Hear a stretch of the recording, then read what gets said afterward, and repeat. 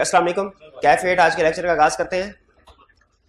Code of ethics हमने start किया था, 3 लेक्चर उसके हो गए, 4th लेक्चर है आज, जिसमें हम कुछ मज़ीद सिचुएशंस एप्लीकेशन का फेज़ था हमारा। हम उसमें आज मज़ीद कुछ सिचुएशन डिस्कस करेंगे जिनमें थ्रेट अराइज होता है, और उन सिचुएशंस में फिर हम देखेंगे किस सिचुएशन में कौन सा थ्रेट अराइज होता है, एवेल्यूएशन किन फैक्टर्स की बेस पे करते हैं उसकी, और उनके सेफगार्ड क्या होंगे। लेकिन लेक्चर की तरफ चलने से पहले प्रीवियस लेक्चर में से कोई क्वेश्चन पूछना चाहते हो तो पूछ लीजिए। शाबाश जी। नहीं मेरे भाई, मैंने हरगिज़ ये नहीं कहा कि इंटिमिडेशन थ्रेट तब होता है जब मॉडिफाइड ओपिनियन दे। एग्जाम्पल दी थी मैंने। इंटिमिडेशन थ्रेट तब होता है जब ऑडिटर को किसी भी तरीके से प्रेशराइज किया जाए, उसे प्रेशराइज करने की कोशिश की जाए। ठीक है, उसकी एग्जाम्पल थी थ्रेट ऑफ डिसमिसल और थ्रेट ऑफ लिटिगेशन। जी, फैमिली एंड पर्सनल रिलेशनशिप में कैसे इंटिमिडेशन थ्रेट अराइज हो सकता है? क्योंकि अगर आपका कोई रिलेटिव क्लाइंट पे एम्प्लॉय है तो क्लाइंट धमकी दे सकता है कि अगर आपने हमें हमारा जो है अनमोडिफाइड ओपिनियन, आपके रिलेटिव को रिमूव कर दिया जाएगा जॉब से। हमने रिमूवल नहीं मेरे भाई, कंसेप्ट पिक करें, हमने प्रेशर देखना है। प्रेशर, हमने ये नहीं देखना किसको रिमूव किया जा रहा है किसको नहीं, धमकी क्या दी जा रही है। क्या किसी भी किस्म की धमकी ऑडिट फर्म को दी जा रही है तो उससे इंटिमिडेशन थ्रेट राइज होगा, जिससे ऑडिटर अपने आप को प्रेशराइज फील करे। ठीक है, उससे इंटिमिडेशन थ्रेट राइज होगा। और कोई क्वेश्चन? जी, रोटेट और रीस्ट्रक्चरिंग में क्या फर्क है? भाईजान आज फिर चले पीछे, भाई फिर चल आज मैं बाहर निकालेंगे, तो इस कंसेप्ट समझ नहीं आया था सही। ये हमारी क्लास का ही हिस्सा है लेकिन इसकी पोजीशन चेंज कर दी, ऐसे ही है। ये है रीस्ट्रक्चरिंग रिस्पॉन्सिबिलिटी, यानी ये भाई था, ये इसको फेवर दे रहा था या इसके साथ जो है चीटिंग कर रहा था, तो इससे थ्रेट। तो मैंने क्या किया, मैंने इसकी रिस्पॉन्सिबिलिटीज को रीस्ट्रक्चर कर दिया, इसे ऐसी पोजीशन में शिफ्ट कर दिया कि अब ये इस साथ वाले भाई के साथ इसका कोई लेना देना नहीं है, अब इसको चीटिंग नहीं करवा सकता। ठीक है, जब ये सिचुएशन हो तो हम रीस्ट्रक्चर द रिस्पॉन्सिबिलिटी, यानी हमारे टीम मेंबर का भाई क्लाइंट में इन्वेंट्री मैनेजर है, हमने उसे वहां से हटा के पेरोल की तरफ लगा दिया। ये क्या है? Restructure responsibility. और अगर फर्ज कीजिए कि हर स्टूडेंट जो है वो इसका भाई है पूरी क्लास में, अब हम क्या, अब रीस्ट्रक्चरिंग से काम नहीं चलेगा, अब ये क्लास ही बाहर निकालना पड़ेगा, तो इसे कहते हैं रिमूव। ठीक है, रिमूव या रोटेट का वर्ड भी इसके लिए बोलते हैं। समझ आ गया भाई? इनको वापस ले आए, आजा भाई बैठ। और कोई क्वेश्चन? जी,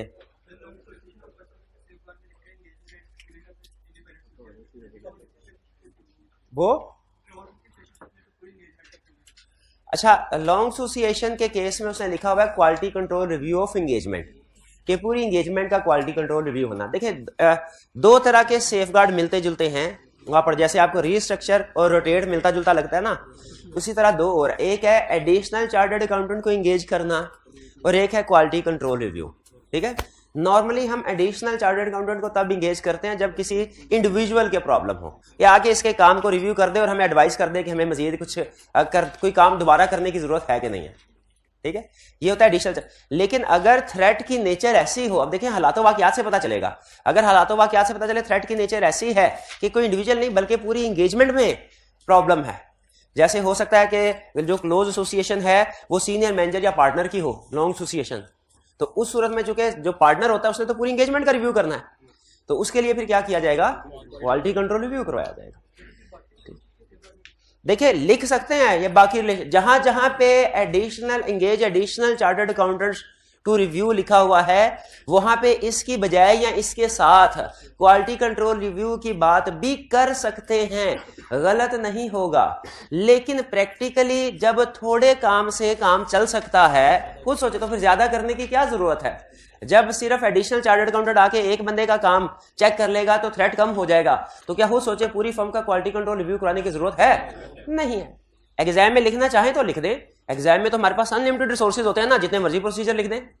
प्रैक्टिकली हमने देखना है कि अगर कम प्रोसीजर से काम हो जाता है तो फिर ज्यादा की जरूरत नहीं होती। ठीक है, तो लिखना चाहे एग्जाम में लिख सकते हैं, एडिशनल चार्टर्ड अकाउंटेंट भी लिख सकते हैं और इसके साथ QCR भी लिख सकते हैं, गलत नहीं होगा। लेकिन बेहतर यह है कि जो जैसा लिखा है उसने हम उसको फॉलो करें तो वो ज्यादा बेहतर। जी, और कोई क्वेश्चन? जी, काशिफ एंड कंपनी, अच्छा एक कंपनीज एक्ट में से क्वेश्चन था कि एक पर्सन है जिसको बिल भेजा गया और बिल की इंस्टॉलमेंट्स करवा दी गई है। अब ये तो हमें पता है कि इंस्टॉलमेंट से गर्ज नहीं है हमें, अगर बिल की अमाउंट आउटस्टैंडिंग है 90 डेज तक तो वो डिस्क्वालीफाई हो जाएगा। तो उसमें उसने कोई शायद 10 इंस्टॉलमेंट्स करवाई थी महीने महीने की, जिससे कंफर्म हो रहा था कि फ्यूचर में जाके 90 डेज से ओवरड्यू हो जाएगा। लेकिन उस क्वेश्चन की रिक्वायरमेंट पे शायद आपने फोकस नहीं किया। रिक्वायरमेंट में वो ये कहता था अपॉइंटमेंट के ऊपर कमेंट कीजिए, तो जो डेट ऑफ अपॉइंटमेंट थी तब इस बिल के 90 डेज नहीं हुए थे पूरे। जब 90 डेज नहीं हुए थे तो हमने एट टाइम ऑफ अपॉइंटमेंट क्या कहा, अपॉइंटमेंट हो सकती है कि नहीं हो सकती। स्टूडेंट इस बात में एतराज करते हैं कि सर आपने कैसे कह दिया अपॉइंटमेंट हो सकती है, ये तो उसने 10 इंस्टॉलमेंट करवा दी है। वो बिल 1 या 2 महीने पुराना था, 1 महीना पुराना था, इंस्टॉलमेंट उसने 10 करवाई थी।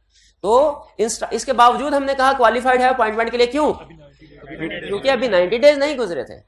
हाँ, एडिशनल आपको ये लाइन भी लिख देनी चाहिए कि अपॉइंटमेंट के बाद अगर ये बिल को पे नहीं करता तो जब 90 दिन हो जाएंगे तब डिस्क्वालीफाई हो जाएगा।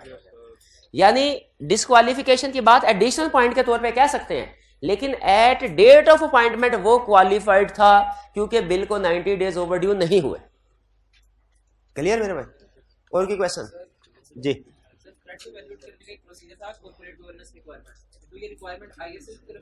कॉर्पोरेट गवर्नेंस की रिक्वायरमेंट कंपनीज एक्ट SCCP की तरफ से है।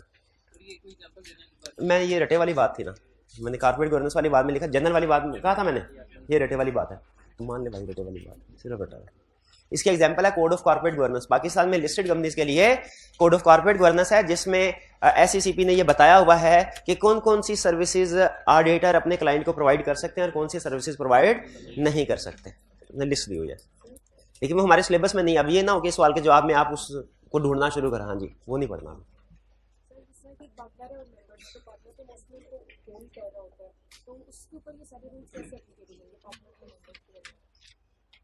पार्टनर्स पे अगर ये सारी कोई ऐसी सिचुएशन राइज होती है जिसमें पार्टनर अंडर थ्रेट है, जैसे कि आप अक्सर वर्ड यूज कर रहे थे, कभी पार्टनर का कभी मेंबर्स का, ये भी ऐसे ही है, वो भी प्लेसेस में मेंबर्स का वो वर्ड यूज करते हैं। अच्छा, कोड ऑफ एथिक्स में अगर कभी उस स्टूडेंट का कहना है कि मैं पार्टनर का वर्ड यूज करता हूं, कभी मेंबर का, तो असल में जो वर्ड आपने यूज करना है वो है member, engagement team member. Engagement team member में पार्टनर भी आ जाता है। अब कंसेप्ट है इंगेजमेंट टीम मेंबर। अब चूंकि उसकी बाजू का कोई एग्जांपल देनी होती है, तो मैं कहता हूं फॉर एग्जांपल पार्टनर का ये पास शेयर्स हैं, मैनेजर के पास शेयर्स हैं, तो उसका ये मतलब आपने हरगिज नहीं समझना कि ये रिक्वायरमेंट सिर्फ पार्टनर या मैनेजर के लिए है। वो तो एग्जाम्पल के तौर पे कर, एक होता है रूल, एक होती है एग्जाम्पल। रूल समझ, रूल क्या है? किसी भी एंगेजमेंट टीम मेंबर के पास शेयर्स होंगे, थ्रेट राइज हो जाएगा, या उसके रिलेटिव के पास भी हुआ फिर भी थ्रेट राइज हो जाएगा।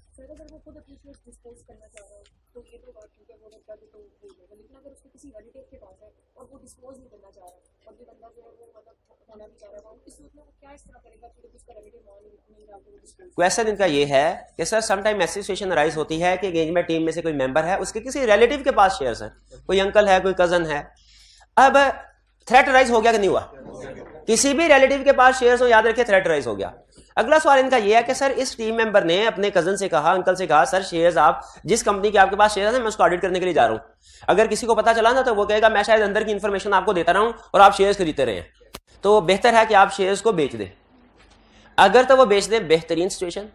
क्वेश्चन इनका यह है सर वो रिलेटिव हमारे कंट्रोल में तो नहीं होता, लाजमी तो नहीं वो रिलेटिव हमारी बात माने। अगर वो रिलेटिव हमारी बात नहीं मानता, शेयर को डिस्पोज नहीं करता, फिर हम क्या करेंगे? हम फर्म है, हम अगर फर्म है हम फिर क्या करेंगे? वो टीम मेंबर तो हमें डिस्क्लोज कर देगा मेरे रिलेटिव के पास शेयर्स है।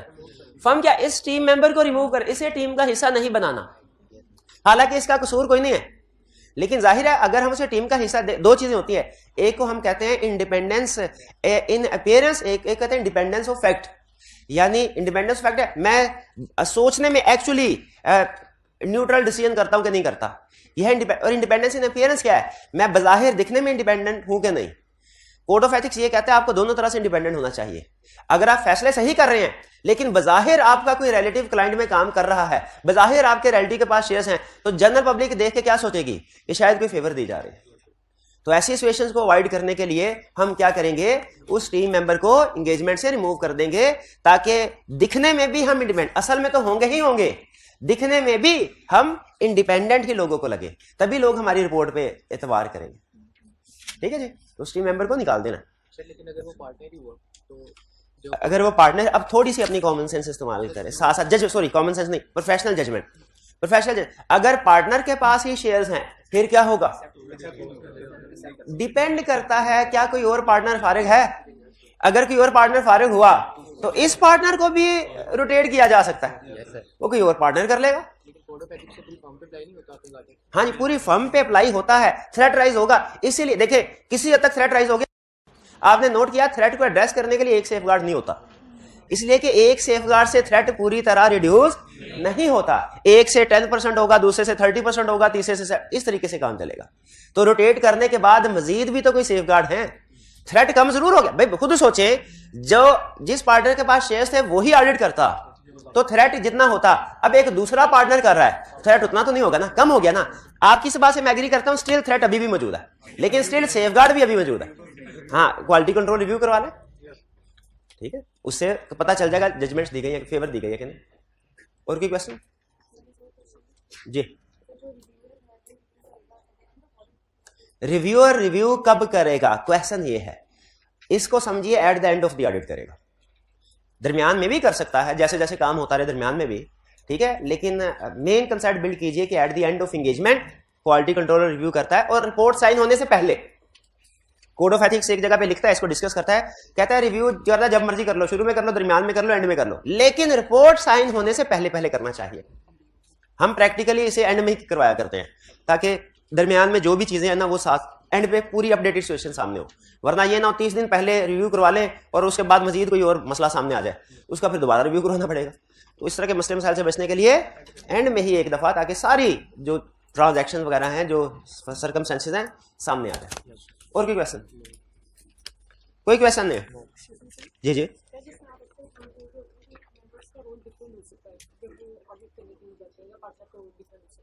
तो जाते तो सारे टीम से काम करनी है, तो फिर इनका रोल कैसे डिफाइन होगा? फिर ना तो उन्होंने एक टीम है, टीम के अंदर डिफरेंट मेंबर्स होते हैं, मेंबर्स की तादाद कम से कम एक होती है और ज्यादा से ज्यादा की कोई लिमिट नहीं है। हम नॉर्मली हमारी फर्म हमें जब किसी बैंक की एक ब्रांच का ऑडिट करने के लिए भेजती थी ना, तो कुछ ब्रांच होती हैं छोटी, कुछ होती है बड़ी। छोटी ब्रांच होती थी तो एक बंदे को कह देते थे जाओ भाई अकेले तुम जाओ और 4 दिन का टाइम है, इसमें ब्रांच को वेरीफाई करके आ जाओ। और अगर बड़ा क्लाइंट होता था, जैसे एक लिस्टेड कंपनी है, ठीक है, बड़ी लिस्टेड कंपनी है, तो उसमें 60 से 70 मेंबर्स भी होते थे, 60 से 70 मेंबर्स भी एक टीम का हिस्सा होते थे।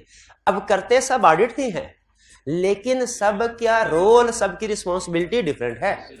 जैसे फर्म में जब आप जाएंगे, आपको हो सकता है सेल्स का एरिया वेरीफाई करने को दे दिया जाए, इन भाईजान को परचेजेस का एरिया वेरीफाई करने को दे दिया जाए, उनको हो सकता है पेरोल का एरिया, ठीक है, डिफरेंट एरियाज की एलोकेशन होती है।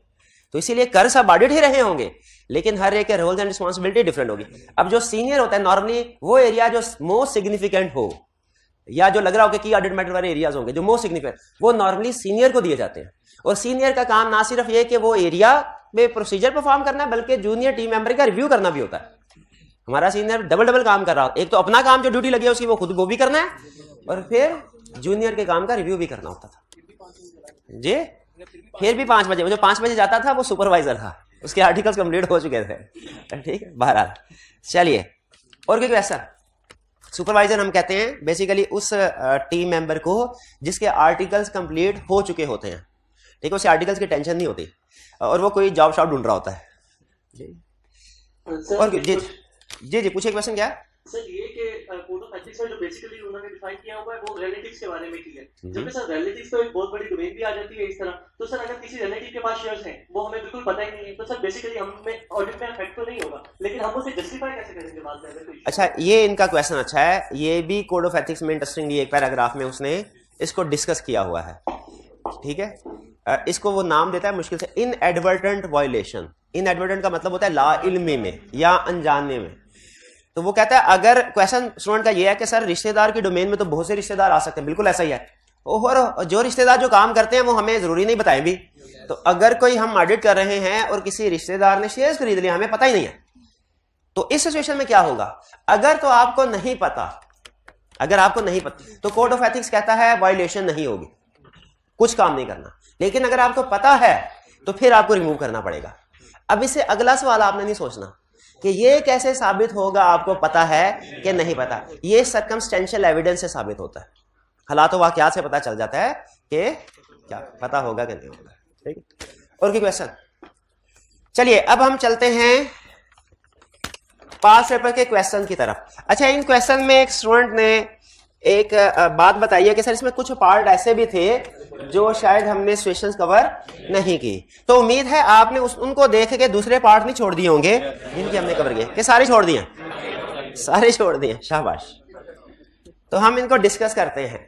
जो पार्ट ऐसा होगा जो हमने अभी कवर नहीं किया, मैं ब्रीफली कंसेप्ट आपको बता दूंगा, ठीक है, और उसके बाद फिर आगे चलेंगे ताकि बेस बन जाए। सबसे पहले क्वेश्चन की रिक्वायरमेंट कहां पे? एंड में तो नहीं मुझे नजर आ रही, शुरू में, शाबाश। Discuss the categories of threats that may be involved in each of the following mutually exclusive situations and advise the partner of the concerned firm with regard to possible course of action which may be adopted in each case. सबसे अहम अल्फाज 3 lines हैं, इनमें कौन से 3 लफ्ज ऐसे हैं जो सबसे ज्यादा अहम? थ्रेट्स को अंडरलाइन करें, फिर इसके बाद कोर्स ऑफ एक्शन को अंडरलाइन करें, और फिर ईच को भी एहतियातन अंडरलाइन कर दें। वैसे तो आपको पता ही है कि जितने पार्ट्स होते हैं हर एक को अलग-अलग आंसर करना होता है, लेकिन फिर भी एहतियातन ईच को अंडरलाइन कर दें जिसे पता चल जाए हमें ए पार्ट अलग सॉल्व होगा, बी पार्ट अलग सॉल्व होगा। बताइए किस लफ्ज से हमें पता चला ये कोड ऑफ एथिक्स का क्वेश्चन है? लफ्ज थ्रेट से, क्योंकि जो थ्रेट का लफ्ज है पूरे ऑडिट में 2 चैप्टर में ही डिस्कस हुआ है। किन 2 चैप्टर्स में? एक तो चैप्टर 7 हो गया, और किस चैप्टर में? चैप्टर 5 में।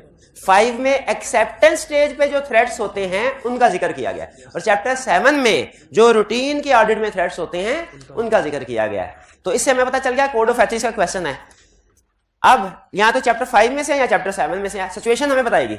अगर क्वेश्चन में कहीं उसने एक्सेप्टेंस का लफ्ज डाल दिया तो हम किधर चले जाएंगे? चैप्टर 5 में। और अगर एक्सेप्टेंस का लफ्ज नहीं डाला, चैप्टर 7 में से ढूंढेंगे कौन सी सिचुएशन है। ये क्लियर हो गया। अच्छा, म्यूचुअली एक्सक्लूसिव का मतलब क्या है? कि इंडिपेंडेंट सिचुएशन है, इंडिपेंडेंट सिचुएशन है, ठीक है। The audit of JJ limited is at its completion stage. The meetings of audit committee and board of director are scheduled to be held within a week. अनकरीब board of directors की meeting होने, audit तकरीबन complete है, उसके बाद board of directors की meeting होती है जिसमें डायरेक्टर्स फाइनेंशियल स्टेटमेंट्स को अप्रूव कर देते हैं। याद है हमने चैप्टर 4 में पढ़ा था, approval of financial statements board of director से लेते हैं। तो हमारा ऑडिट और रिप्रेजेंटेशन लेटर भी हम उनसे साइन करवा लेते हैं उस मीटिंग में। तो ये मीटिंग जो है ये एक क्रिटिकल मीटिंग होती है, इंपॉर्टेंट मीटिंग होती है। क्या इसका मतलब ये है हमारा ऑडिट खत्म, ये लास्ट में यही एक्टिविटी होती है। मीटिंग हुई, डायरेक्टर के सामने अकाउंट्स रखे, उन्होंने कहा ठीक है, साइन किए, रिप्रेजेंटेशन साइन की, हमने जैसे रिपोर्ट साइन कर दी। हुआ क्या कि हफ्ते बाद to consider and approve the annual, वही बात कर दी, एनुअल फाइनेंशियल स्टेटमेंट को अप्रूव करने। अच्छा, यहाँ पे एक स्टूडेंट कहने लगा तो सर इससे पहले हम बगैर अप्रूव हुई फाइनेंशियल स्टेटमेंट्स का ऑडिट करते रहे हैं।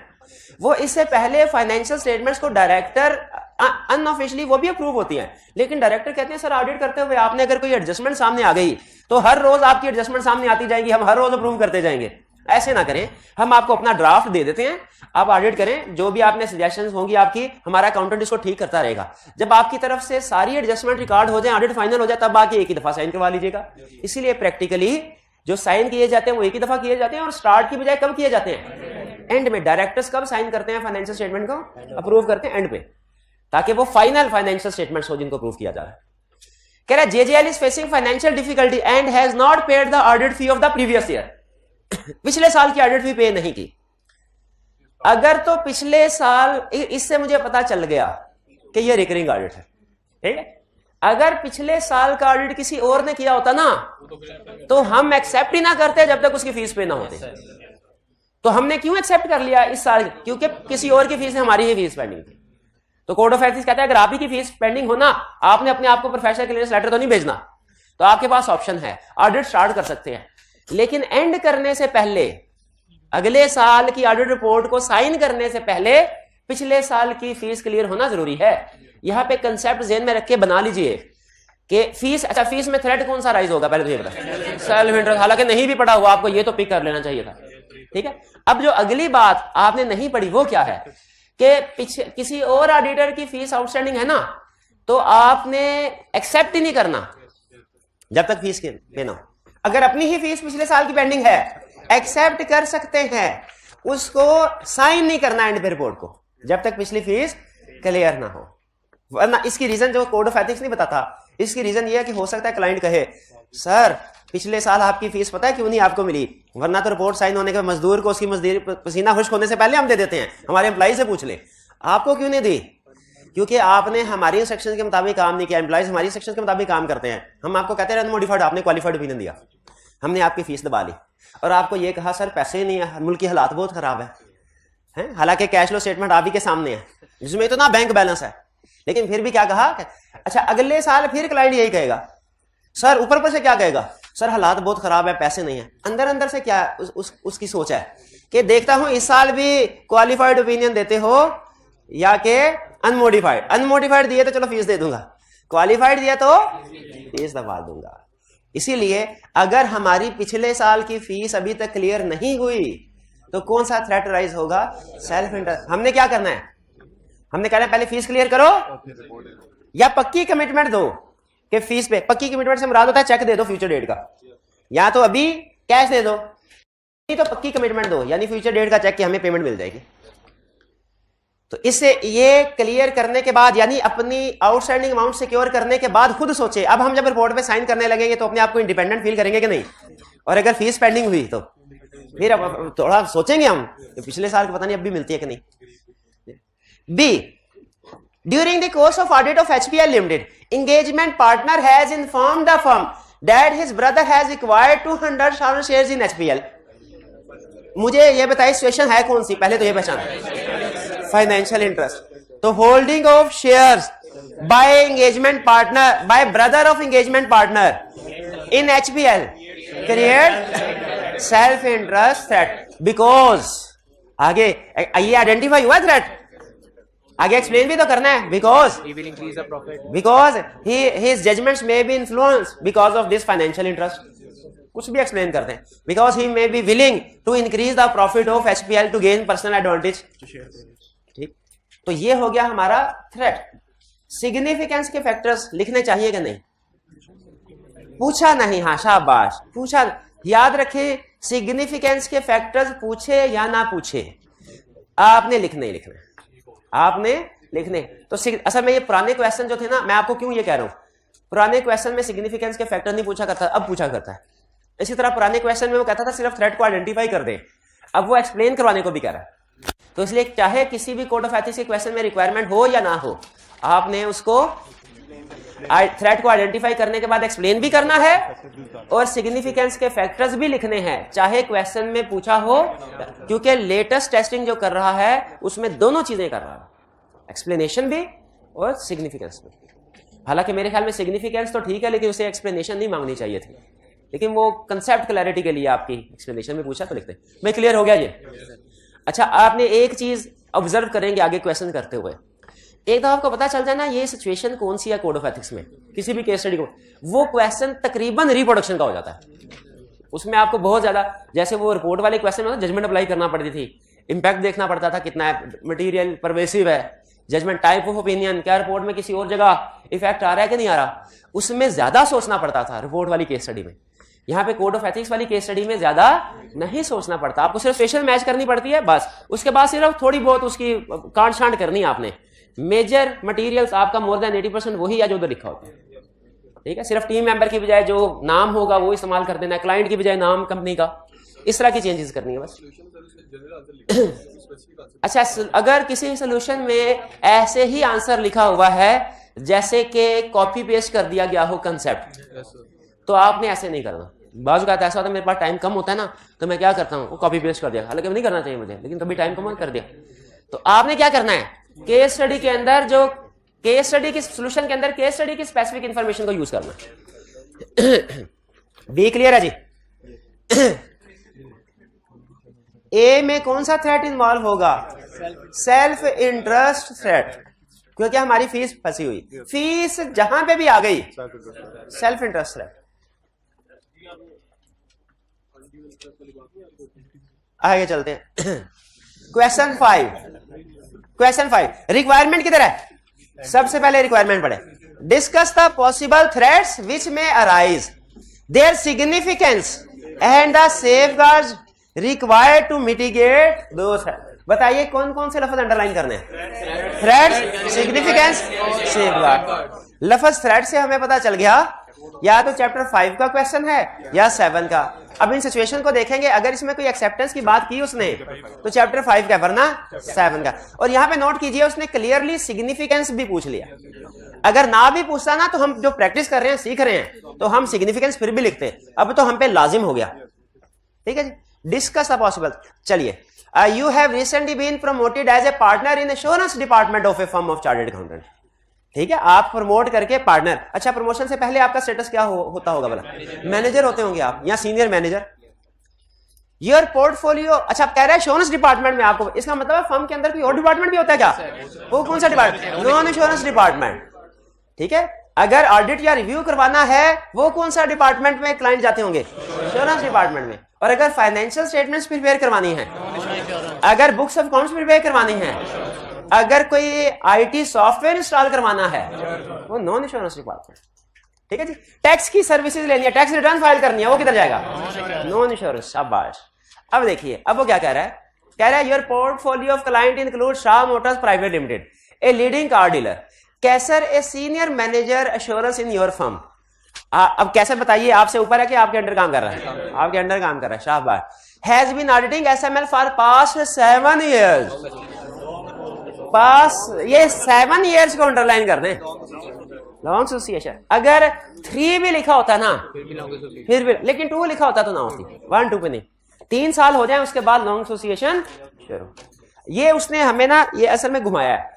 हम ये समझ रहे होते हैं कि शायद 1 2 3 जो करेगा ना वही केस स्टडी है। तो एग्जाम में भी कुछ स्टूडेंट ये 1 को एड्रेस किया, 2 को एड्रेस किया, इस वाले यूं कह ले हिडन थ्रेट को, हिडन सिचुएशन को वो छोड़ा है। क्या हमें इस सिचुएशन को भी एड्रेस करना चाहिए? बिल्कुल, ये लॉन्ग एसोसिएशन है। क्या लिखेंगे कि long association of Qaiser in audit of SML creates self interest threat और फेमिलियरिटी थ्रेट। और कोई थ्रेट है? 2 ही थ्रेट है, सेल्फ इंटरेस्ट पक्का। अच्छा, आगे रीजनिंग में क्या लिखेंगे फिर? Because he has been involve in client for many years. ठीक है, ये जो आगे एक्सप्लेन करना है ना, आपने एक्सप्लेन करना है, ये आपने अपने अल्फाज में करना है। इसकी कोई स्टैंडर्डाइज वर्डिंग नहीं है, ये आपने अपने अल्फाज में करना है। ये कहीं कोड ऑफ एथिक्स में भी इसका जिक्र नहीं है। क्लियर है? अच्छा, और सेफगार्ड्स क्या होंगे? थोड़ी सिग्निफिकेंस के फैक्टर्स क्या है? Length of time, nature of relationship नहीं है, नेचर ऑफ रिलेशनशिप तो नहीं है, role of individual, time pass, 2 हो गए, closeness of relationship with management. शाबाश। ठीक है जी, और सेफगार्ड्स क्या होंगे? रिटेन कर दिया जाए, और independent review, engage additional chartered accountant. Clear हो गया? ये आपकी एक सिचुएशन एड्रेस हुई। इसके बाद next, on the request of N audit team member, CFO of SML has helped the team member's brother in securing early delivery of a vehicle ordered by him on preferential basis। अब ये असल में जब purchase of good and services का case होगा ना, उसमें discuss कर। ये अभी आपने सिचुएशन पढ़ी नहीं हुई, ये आपने सिचुएशन अभी नहीं पढ़ी हुई, लेकिन एक छोटा सा कंसेप्ट जहन में रख लीजिए। 2 चीजें हैं, एक है purchase of good and services, एक है बिजनेस रिलेशनशिप। दोनों इकट्ठी ही पढ़ाई जाती है, हम भी इकट्ठे पढ़ेंगे, लेकिन इसमें थोड़ा सा फर्क है। Purchase of good and services का मतलब है कि टीम मेंबर क्लाइंट से कुछ चीजें या सर्विसेज हासिल कर रहा है, टीम मेंबर। ठीक है, और बिजनेस रिलेशनशिप का मतलब होता है कि क्लाइंट ऑडिट फर्म से या टीम मेंबर से ऑडिट के अलावा कोई और गुड या सर्विसेज हासिल कर रहा है, ये बिजनेस रिलेशनशिप में आएगा। ठीक है, ये दोनों में फर्क है। क्लियर? चलिए, हमने एक बिजनेस, हाँ वो हमने एक एग्जांपल पढ़ी थी, पार्टनर की प्रॉपर्टी थी, पार्टनर की प्रॉपर्टी थी और उसने अपने क्लाइंट को रेंट पे दे दी थी, याद है? लीज पे, बहुत सी प्रॉपर्टीज थी, लीज पे दे दी थी। अगर हम कोड ऑफ एथिक्स के मुताबिक इसको सॉल्व करते तो इसमें ये purchase of good and service वाला केस होता है या बिजनेस रिलेशनशिप? बिजनेस, क्योंकि purchase of good and services में स्पेसिफिकली उस सिचुएशन को डिस्कस किया गया है जिसमें ऑडिट टीम मेंबर क्लाइंट से गुड या सर्विसेज हासिल कर रहा है। अगर वाइस वर्सा हो ना, यानी क्लाइंट गुड या सर्विसेज है, तो फिर उसे हम बिजनेस रिलेशनशिप की तरफ लेके जाते हैं। तो ये हमारा वो बिजनेस, ये अभी हमने नहीं पढ़ा हुआ, इसको पेंडिंग कर दें, लेकिन बेसिक कंसेप्ट मैंने आपको बिल्ड कर दिया। SML has hired a new head of marketing, his son Amjad is expected to be included as a junior team member in SML's audit team. क्या कोई थ्रेट अराइज हुआ? If son of mister Amjad is included in team member, it creates self interest threat, familiarity threat, intimidation threat. क्यों? because he may give favors to his father, because Amjad, son of Amjad may give favors to father.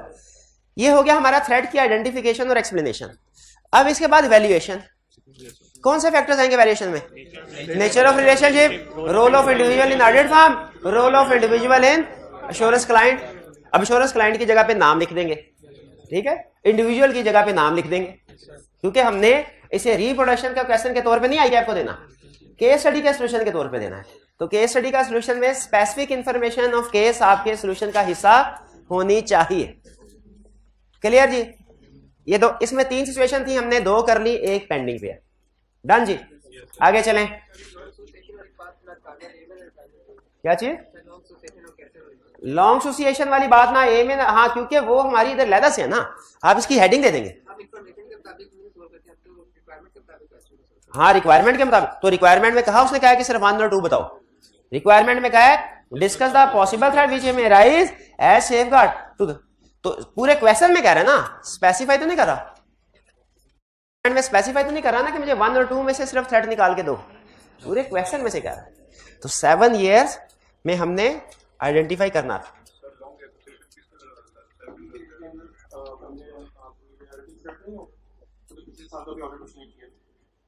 पिछले साल का audit भी, यहाँ पे वो भाईजान ये कह रहे हैं कि पिछले 7 साल से वो ऑडिट कर रहा है, तो ये फेमिलियरिटी थ्रेट भी क्या नहीं आएगा? आएगा, लिखा भी हम, जिसके अंदर हमारी फीस। अच्छा, इससे भी पिछला क्वेश्चन ना करो, रिवर्स गियर ना लगाया करे इतने, कोई बात नहीं।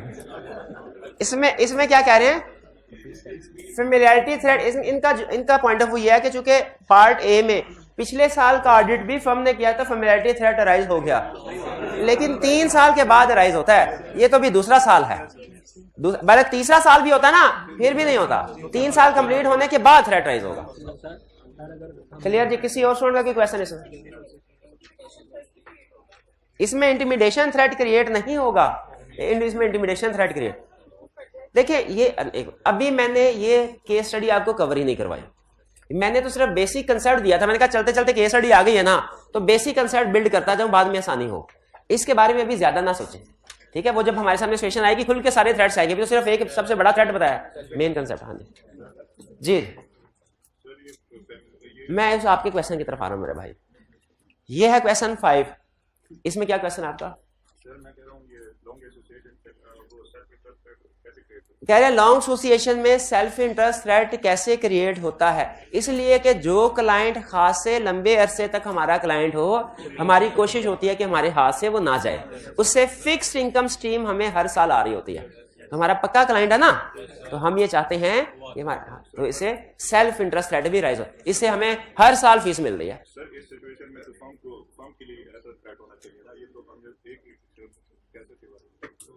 नहीं, ये फर्म का ही थ्रेट है, फर्म का ही थ्रेट है, क्योंकि कैसर अगर खासे लंबे अरसे तक है तो इसका मतलब है ये फर्म का क्लाइंट भी तो है खासे लंबे अरसे तक, तो सेल्फ इंटरेस्ट थ्रेट अराइज होता है। और की क्वेश्चन? चलिए, अच्छा एक चीज मैं आपको बता दूं, आपने इसके ऊपर अमल नहीं करना, पूरा यकीन है 100% में, लेकिन फिर भी बताना मेरा फर्ज था। Code of ethics basically students के लिए नहीं लिखा गया, ये लिखा गया है चार्टर्ड अकाउंटेंट्स के लिए। अब चूंकि आपने में से ज्यादातर स्टूडेंट्स ने फ्यूचर में चार्टर्ड अकाउंटेंट बनना है, प्रैक्टिस करनी है, इसीलिए आपको सिखाया जा रहा है, लेकिन बेसिक पर्पस इसका स्टूडेंट का इम्तिहान लेना नहीं है। बेसिक पर्पस है प्रैक्टिस में जो चार्टर्ड अकाउंटेंट्स को सिचुएशन फेस करना पड़ती हैं, उन सिचुएशन में उन्होंने क्या करना है, बेसिक पर्पस ये ध्यान में रखिए। अब इसीलिए अब चूंकि हमने तो आपको कोड ऑफ एथिक्स पढ़ाना, तो पूरे का पूरा पढ़ाना है, लेकिन कुछ थ्रेट या कुछ सेफ गार्ड ऐसे भी हैं। अब आई कैप ने जब सिचुएशन सामने आई, जैसे for example family and personal relationship की, अब आई कैप ने ये थोड़ी करना था भाई का पर्सनल रिलेशनशिप है तो उसके अलग पैराग्राफ बना था, स्पाउस का अलग, चाइल्ड का अलग, कजन का अलग। आई कैप ने तो एक ही पैराग्राफ के अंदर सारी सिचुएशंस को कवर करना है। तो बाज़ औक़ात ऐसा होता है कि किसी स्पेसिफिक प्रैक्टिकल सिचुएशन को जहन में रख के आई कैप ने कोई थ्रेट या उसका सेफ गार्ड इंक्लूड किया होता है। उस प्रैक्टिकल सिचुएशन को आप स्टूडेंट लाइफ में क्योंकि आपने ऑब्जर्व नहीं किया होता पिक नहीं कर पाते, आप कंफ्यूज हो जाते हैं कि सर इस सिचुएशन में ये सेफ गार्ड क्यों लिखा है, इस सिचुएशन में ये थ्रेट क्यों लिखा है। ठीक है, वो इस वजह से कंफ्यूज हुए कि क्यों कंफ्यूज हुए कि जिस सिचुएशन को सामने रख के आई कैप ने ये लिखा हुआ है ना थ्रेट या सेफ गार्ड, वो सिचुएशन अभी तक आपने देखी ही नहीं। ठीक है, और मैं आपके जहन में उसकी एग्जाम्पल भी फिट नहीं करना चाहता, वरना आप उसकी तरफ ज्यादा सोचना वो आपके लिए समझना भी मुश्किल होगा। जो चीज ना देखी हो उसको समझना मुश्किल होता है ना। हाथी, जैसे ही मैंने हाथी बोला आपके जहन में हाथी आ गया कि नहीं आ गया। अब अगर मैं कहूं जरा हाथी की शक्ल बना भी सकते हैं आप, लेकिन जिस बंदे ने सारी जिंदगी में कभी हाथी देखा ही ना हो उसको आप कहेंगे हाथी बड़ा भारी जानवर है, उसको तो नहीं पता चलेगा ना। आप कहेंगे उसकी नाक बहुत लंबी होती है, वो एक लगाएगा कभी नाक भी लंबी होती है, ये छोटी सी नाक होती है, क्योंकि उसने कभी हाथी देखा। इसीलिए बाज़ औक़ात कुछ थ्रेट या सेफ गार्ड सिचुएशन में आएंगे। मेरी हत्तुल इम्कान कोशिश होगी सारे एक्सप्लेन करूं, लेकिन और आपने भी कोशिश करनी है समझ आ जाए। लेकिन अगर कोई थ्रेट या सेफ गार्ड समझ नहीं आता तो समझ लीजिएगा क्यों नहीं समझ आ रहा, क्योंकि वो ऐसी सिचुएशन है जो अभी तक आपने फेस ही नहीं की। जैसी सिचुएशन फेस करेंगे फौरन समझ आ जाएगा।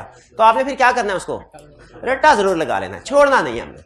तो बाज़ औक़ात ऐसे थ्रेट या सेफ गार्ड आएंगे, आपको डायरेक्ट हमारी वाली एग्जांपल से या केस से लिंक होते नहीं नजर आएंगे, लिंक होते नजर नहीं, लेकिन स्टिल उसके बावजूद आपने अपना आंसर कंप्लीट देना है। ठीक है, समझ आ गया तो ठीक, कोई थ्रेट या सेफ गार्ड सिचुएशन से लिंक हो गया तो ठीक, ना हुआ तो रट्टा जरूर लगाना। ये हमारी तकरीबन 15 के करीब अगर सिचुएशंस हैं, इनमें से 3 सिचुएशन में टोटल मिला के 5 या 6 थ्रेट या सेफ गार्ड ऐसे होंगे, टोटल मिला के पूरे कोड 5 या 6 थ्रेट या सेफ गार्ड जो आपको शायद समझ नहीं आया, आपको रट्टा लगाना पड़े। ठीक है, यानी एक सिचुएशन बाज़ औक़ात एक होता है, बाज़ औक़ात 2, बाज़ औक़ात 3 थ्रेट होते हैं, तो 15-16 सिचुएशन है तो 50 के करीब थ्रेट हो गए। इनमें से सिर्फ 2 या 3 थ्रेट ऐसे होंगे जिनकी आपको प्लेसमेंट शायद समझ, और उसकी रीजन ये होगी क्योंकि प्रैक्टिकल नॉलेज नहीं है। तो ये ज़हन में रखें। ठीक है मेरे भाई, ठीक है, मैंने आपको एक्सप्लेन तो कर दिया सेल्फ इंटरेस्ट है, लेकिन फर्ज कीजिए घर जाके फिर भूल गए तो क्या करना है, आपने रट्टा जरूर लगा लेना। समझ आ जाए बहुत अच्छी बात, पूरी कोशिश भी करेंगे, लेकिन नहीं समझ आए तो कम से कम रट्टा जरूर लगा लेना। इसके बाद अच्छा चलें ऐसा करते हैं, आप बाकी की असाइनमेंट की डिस्कशन में ना, हाँ तो ये असाइनमेंट भी और फिर जो आज हम कवर करेंगे कंसेप्ट, उसकी असाइनमेंट कल डिस्कस कर लेंगे, क्योंकि इसके बाद आज के लेक्चर के बाद 2-3 और पार्ट्स आप करने के काबिल हो जाएंगे जो इस असाइनमेंट में नहीं थी। ठीक है, तो अब नई चीजें सीखने के लिए तैयार हो जाएं।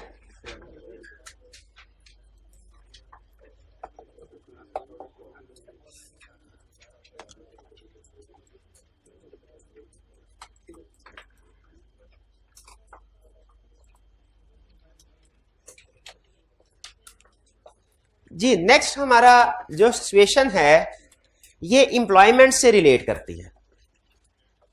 ठीक है, एम्प्लॉयमेंट्स। अच्छा मैं आपको चले जो इधर लिखा हुआ उसको तो भी डिस्कस करते हैं, मैं पहले आपका कंसेप्ट बिल्ड कर लूं, कंसेप्चुअली हम डिस्कस कर लें। एम्प्लॉयमेंट्स की सिचुएशन डिफरेंट टाइप्स की हो सकती है, अटेंटिव होकर जरा गौर से।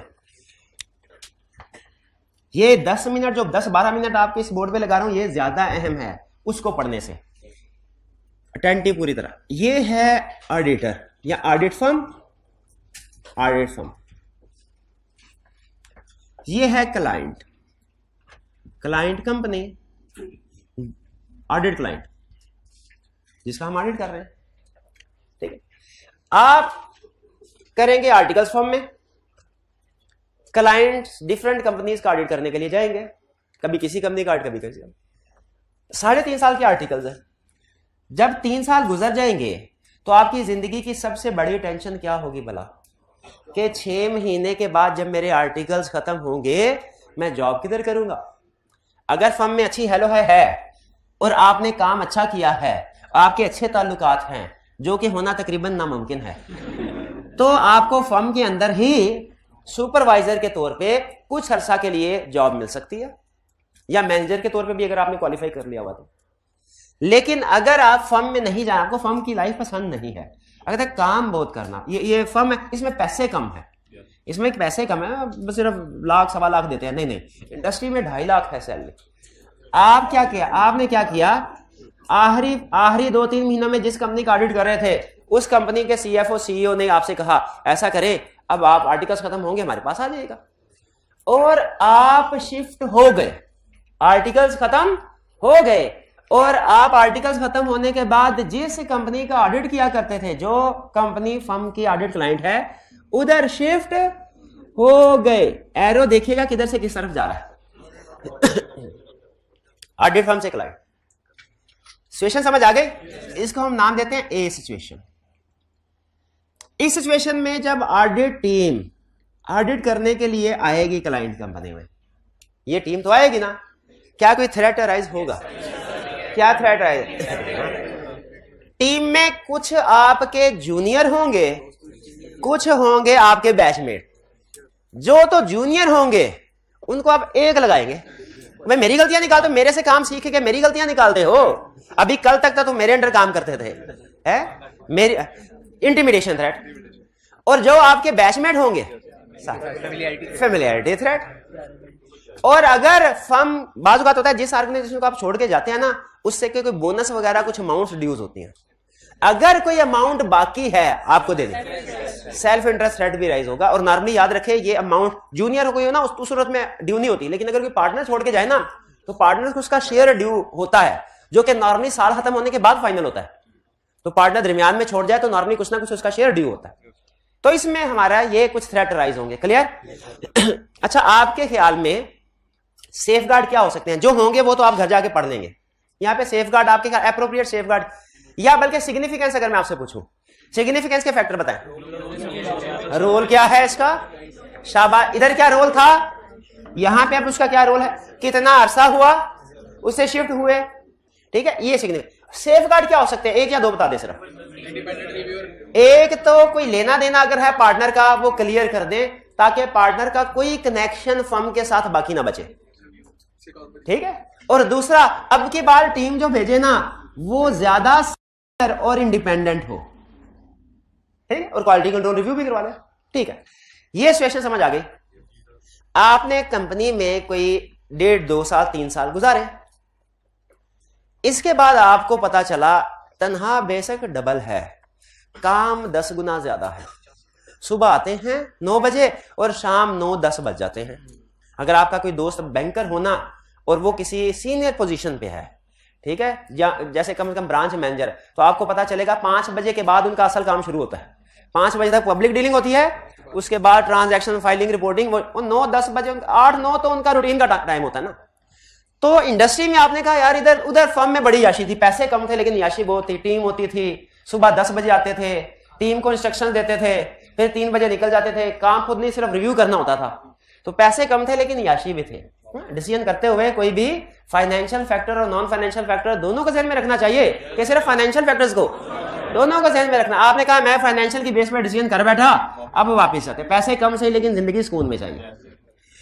अब यहां से देखिए क्लाइंट कंपनी से पर्सन वापस आ गया ऑडिट फर्म में। एरो देखिएगा किधर से किधर जा रहा है। केस स्टडी में अगर गलत साइड पे चले गए, केस स्टडी आपकी 0 है। अब क्या है, क्लाइंट कंपनी से शिफ्ट होके फर्म का हिस्सा बन गया। पार्टनर बहुत खुश, पार्टनर ने कहा अच्छा किया हमारी कंपनी में आ गए।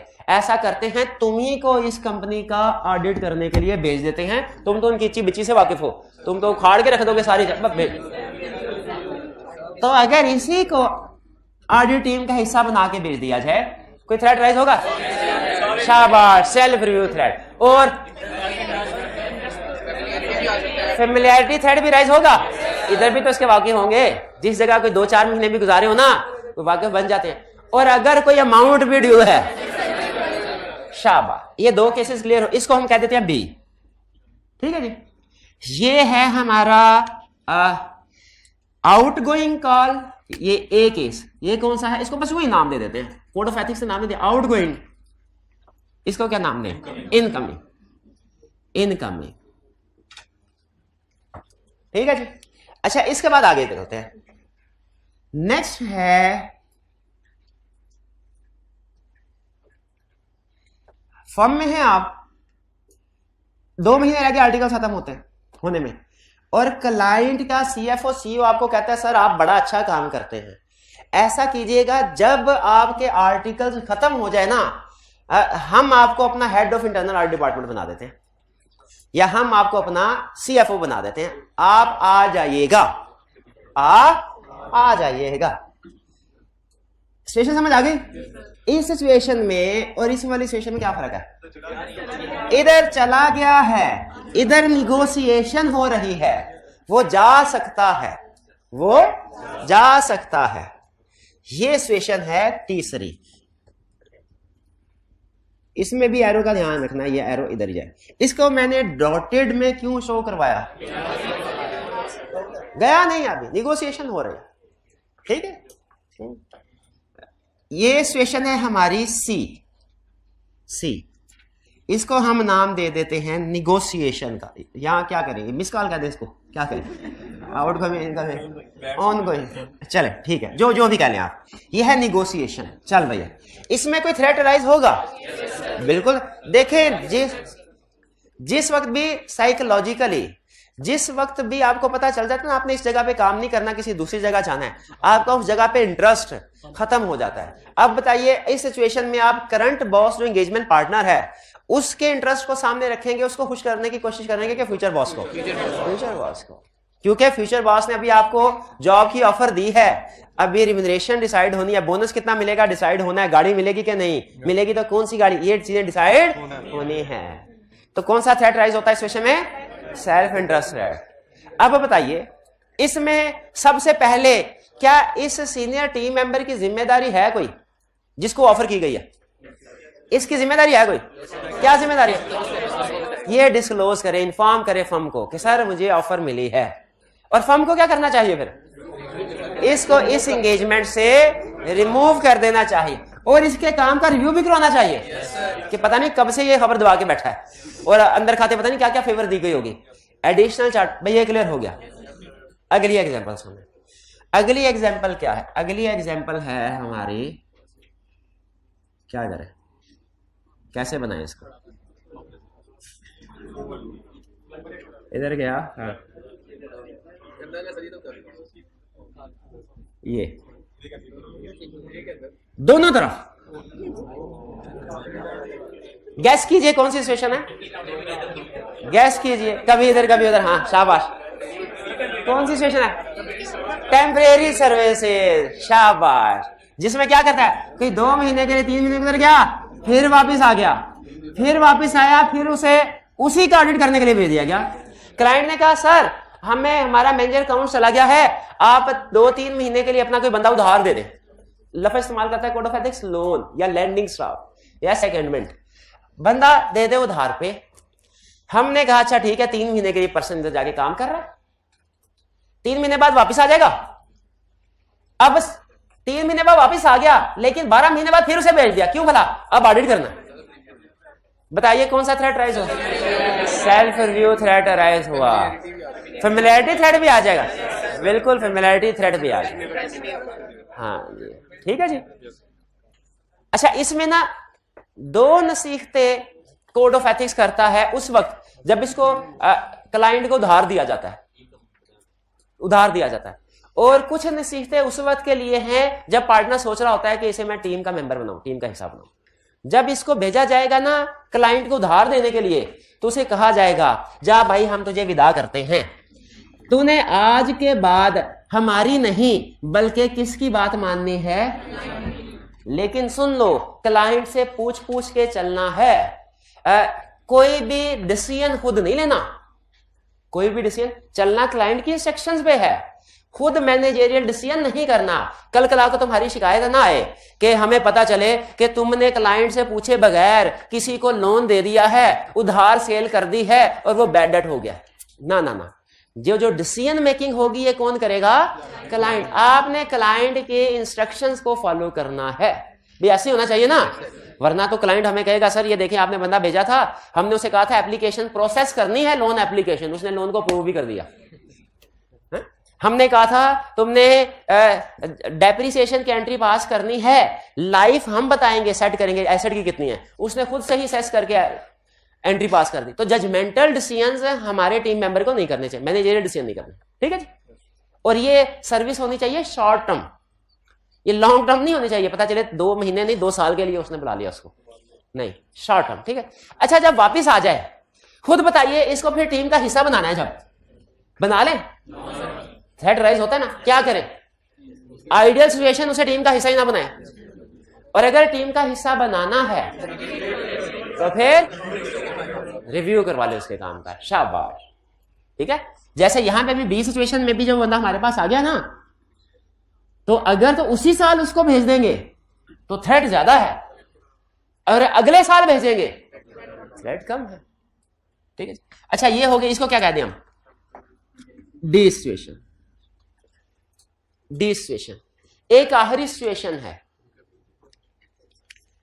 वो आखिरी सिचुएशन ये है साइमल्टेनियस एम्प्लॉयमेंट। एक ही वक्त में वो ऑडिटर भी है और at the same time CF manager भी है।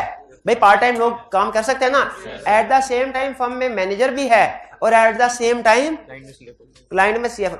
कोड ऑफ एथिक्स कहता है गोली मारो थ्रेट्स को, गोली मारो सिग्निफिकेंस को, गोली मारो सेफगार्ड को। एक ही बात करूंगा, क्या? नो नो, ऐसा कभी कोई, इसमें तो थ्रेट बहुत ही ज्यादा है और हर तरह का तकरीबन सेल्फ इंटरेस्ट भी आ सकता है, सेल्फ रिव्यू भी आ सकता है, फैमिलियरिटी भी आ सकता है, पता नहीं क्या क्या कहता है। इसलिए मैं लंबी चौड़ी बात नहीं करूंगा, क्या करूंगा? सिर्फ नो।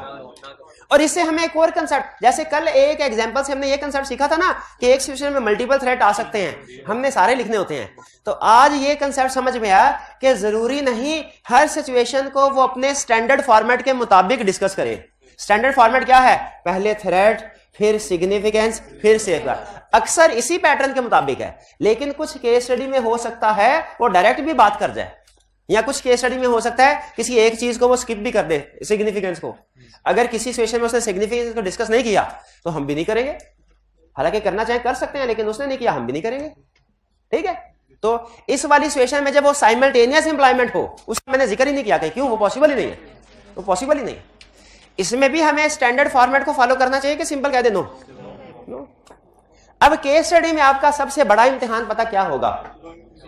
5वीं सेशन तो उसने कभी नहीं पूछी ना साइमल्टेनियस एम्प्लॉयमेंट की, क्योंकि उसे भी पता आपने 2 हरफी बात कर देनी है नो, और उसे नंबर देने पड़ेंगे। इन 4 सेशन में से इनको पढ़ेंगे या आसानी से समझ आ जाएगी। सबसे बड़ा रिस्क ये नहीं है कि आप याद नहीं कर पाएंगे, याद कर पाएंगे। सबसे बड़ा रिस्क क्या है भला? आइडेंटिफाई करना कि सिचुएशन ए है कि बी है कि सी है कि डी है। क्वेश्चन में वो सी कहेगा, आप ए पे पहुंच जाएंगे, उसने बी बनाई होगी सिचुएशन डी पे पहुंच जाएंगे। मेरा ये बड़ा रिस्क है। बताइए इस चीज के ऊपर मेहनत करेंगे कि नहीं, कि केस स्टडी में सबसे पहले ये पहचानना है ये सिचुएशन कौन सी है। बाकी चीजें आपको पता है, सिचुएशन मैच होगी ना सही, आप उस क्वेश्चन में पासिंग मार्क्स ले ही लेंगे। एज इट इज भी छाप देना रटा बना के भी, पासिंग मार्क्स फिर भी आ जाएंगे। नहीं, थ्रेट आइडेंटिकल नहीं है। ए इसमें ए और बी में से एक सिचुएशन में सेल्फ रिव्यू थ्रेट राइज होता है, एक में नहीं होता। किसमें सेल्फ रिव्यू थ्रेट राइज होता है? हाँ, जब वो ऑडिट फर्म से क्लाइंट में जाएगा सेल्फ रिव्यू थ्रेट राइज नहीं होता, लेकिन जब कंपनी से ऑडिट फर्म में जाएगा तो सेम नहीं है। चलिए अब जरा इसको देख लें हम। Recent services with audit client if an, ये कौन सी सिचुएशन है? If an audit team member has recently served as employ or consultant of audit client has recently served as employee। यानी क्या कह रहा है? आप पास्ट में क्लाइंट के एम्प्लॉय रहे हैं, और अब कौन है? Audit team member. बताइए कौन सी सिचुएशन आई? बी वाली सिचुएशन। क्या है? Self interest threat, self review threat, familiarity threat. ठीक है, क्यों? Because he will be reviewing his own work, या he will have relatives या personal relationship at client, या he may have outstanding amount to be received। ये उसकी explanation होगी। Clear हुआ? ये सेल्फ इंटरेस्ट थ्रेट एग्री करते हैं, सेल्फ रिव्यू से, फैमिली से। Relevant factors to valuate significance of threat क्या होंगे? पोजीशन इंडिविजुअल एट क्लाइंट के इस पोजीशन को छोड़ के आया। Role of individual audit team member यहां पे किस पोजीशन में आया, और length of time since the individual left, जितना कम टाइम होगा थ्रेट ज्यादा। इसीलिए उसने कहा अगर तो जिस साल वो काम किया है उसने छोड़ के आया है, उसी साल आप ऑडिट करने के लिए उसको भेज दे, यानी उसी पीरियड का ऑडिट करे वो जिस पीरियड में उसने काम किया है, तो उसको नहीं भेजो। Individual shall not be included, उसे टीम का हिस्सा ही ना बनाओ। और अगर साल गुजर जाए, individual prior to period covered by audit report, individual serve prior का मतलब क्या है, इंडिविजुअल ने साल पहले सर्व किया है।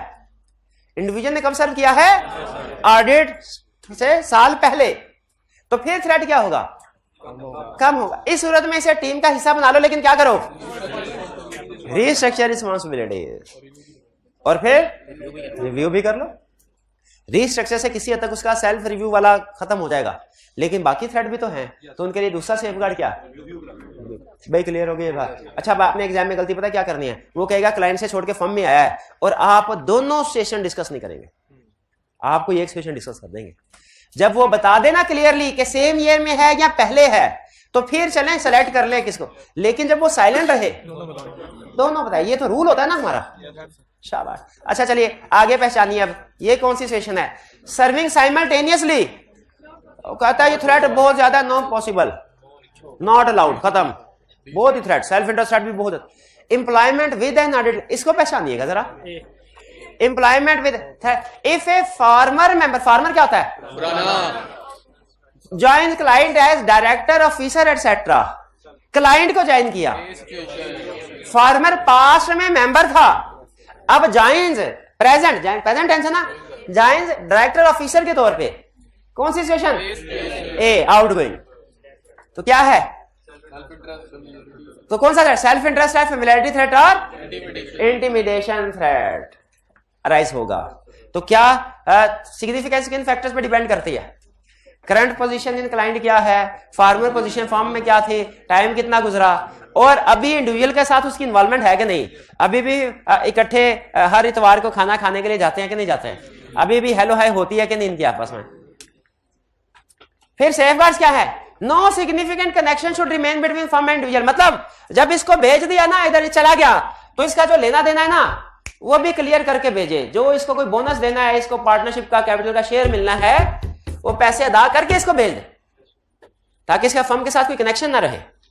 मॉडिफाई ऑडिट प्लान चेंज कर दे, नए प्रोसीजर्स ऐड करें, क्यों, पुराने का पता होगा, वो घर का भेदी है, लंका ढा सकता है, ठीक है, तो हम क्या करें, भेद ही चेंज कर दें, हम क्या जो भेद लेके गया है वो नहीं, प्रोसीजर्स को प्लान को मॉडिफाई कर दें, ठीक है, वो याद है एलिमेंट ऑफ अनप्रेडिक्टेबिलिटी, वो ऐड कर दें, शाबाश। मोटिव, फिर assign individual to team who sufficient with sufficient experience, यानी जो बंदा छोड़ के गया है ना उसके हवाले से तजर्बेकार लोगों को। फर्म के लिए ना ये एक बड़ा चैलेंजिंग टास्क होता है कि जिस बंदे को खुद हमने ट्रेनिंग दी है, दाव पेच सिखाए हैं, अब वो हमारे दुश्मन के साथ जाके मिल गया, तो अब हमने अब जो वॉरियर्स भेजने हैं, क्या उससे जूनियर होने चाहिए, उसको सामने रखते हुए एक्सपीरियंस लोगों को भेजना है, सीनियर लोगों को भेजना है, ठीक है। और conducted additional review of work of individual who joined the client. अच्छा, इसको स्टूडेंट अक्सर गलत समझ लेते हैं, इसको कहते हैं conducted an additional review of work of individual who joined the client. कहते हैं सर जिस बंदे ने क्लाइंट को ज्वाइन कर लिया वो तो कोई काम करता ही नहीं हमारा, तो उसके काम का एडिशनल रिव्यू कहां से आ गया। वो ये नहीं कह रहा, वो क्या कह रहा है, इधर जो उसने काम किया उसका एडिशनल रिव्यू, क्योंकि उसके काम में गलती पकड़ना हमारे लिए ज्यादा मुश्किल है। इधर जो बीए करके बैठा है, एफए करके बैठा है ना, उसके काम की गलती पकड़ना आसान है, उसको दोबारा किसी से चेक करवाने की जरूरत नहीं है। लेकिन जो यहां से चार्टर्ड अकाउंटेंट गया है ट्रेनिंग लेके, उसकी गलती को पकड़ना मुश्किल है। इसलिए यहां पे क्या कह रहा है, उस इंडिविजुअल ने क्लाइंट पे रहते हुए जो काम किया है उसको रीचेक करवाओ। और ये क्या है, एम्प्लॉयमेंट नेगोशिएशन। थ्रेट कौन सा है, ये कौन सी वाली सेशन है, इधर सी वाली नेगोशिएशन चल रहा है। थ्रेट कौन सा, सेल्फ इंटरेस्ट थ्रेट, क्योंकि अभी डील पैसों की होनी है। सेफगार्ड क्या, मेंबर नोटिफाई करे फर्म को, सर मैं जा रहा हूं, फिर फर्म क्या करे, टीम से हटा दे, और क्या करे, रिव्यू करे। तो इधर सिग्निफिकेंस नहीं लिखी हुई तो अच्छा नहीं लिखी हुई। तो टेम्परेरी पर्सोना ये है एसएमएस, ये आउटगोइंग कॉल थी, ये इनकमिंग कॉल, ऐसा शॉर्ट पीरियड के लिए, शॉर्ट पीरियड के लिए भेज दिया। कौन सा थ्रेट राइज हुआ, self review, advocacy, familiarity threat. Safeguard क्या है, फर्म तब तक नहीं भेजेगी जब तक शॉर्ट पीरियड ऑफ टाइम के लिए असिस्टेंस हो। लॉन्ग पीरियड के लिए नहीं भेजना बंदे को, शॉर्ट पीरियड के लिए भेज सकते हैं। और क्लाइंट रिस्पॉन्सिबल होगा उसको सुपरवाइज करने का, हम जिम्मेदार नहीं होंगे। क्लाइंट के पास रहते हुए उसने जो गलतियां की इसकी जिम्मेदारी किसकी होगी, क्लाइंट की, क्योंकि क्लाइंट के हवाले वो इंस्ट्रक्शन दे, वो काम करवाए, वो चेक करेगा। Persona does not make management responsibility, यानी इसको क्या कहा हमने, क्लाइंट से पूछ के काम करना है, खुद मैनेजमेंट की जिम्मेदारी नहीं लेनी। और सेफगार्ड क्या होंगे, अगर इसी बंदे को देखे, ये वो वाली कंडीशन है जो तब पूरी करनी है जब उसको टेम्परेरी स्टाफ के तौर पे भेजना है। ये किसके लिए है, ये उस वक्त के लिए है जब वो वापस आ गया और उसे ऑडिट करने के लिए भेज रहे हैं। पहली कोशिश क्या करनी है, इसको टीम में शामिल ही ना करें। दूसरी कोशिश, अगर शामिल करना है इसकी रिस्पॉन्सिबिलिटी को रीस्ट्रक्चर कर दें, इसकी रिस्पॉन्सिबिलिटी को रीस्ट्रक्चर कर दें, और हो सके तो एडिशनल रिव्यू भी करवा दें। मेरे कुछ को समझ आया। आपने इसमें सबसे अहम चीज है, केस स्टडी को पढ़ के आपने आइडेंटिफाई करना है सिचुएशन कौन सी है, ABCD कर लेंगे जी। घर जाके आपने इसको भी ध्यान से पढ़ना है। कोई प्रॉब्लम आए किसी थ्रेट में तो याद कर लेना कम से कम, जस्टिफिकेशन कल क्लास में डिस्कस कर लेंगे। क्लियर जी। चलिए आज का लेक्चर यहाँ खत्म करते हैं हम। अल्लाह हाफिज। अच्छा, जिन स्टूडेंट ने असाइनमेंट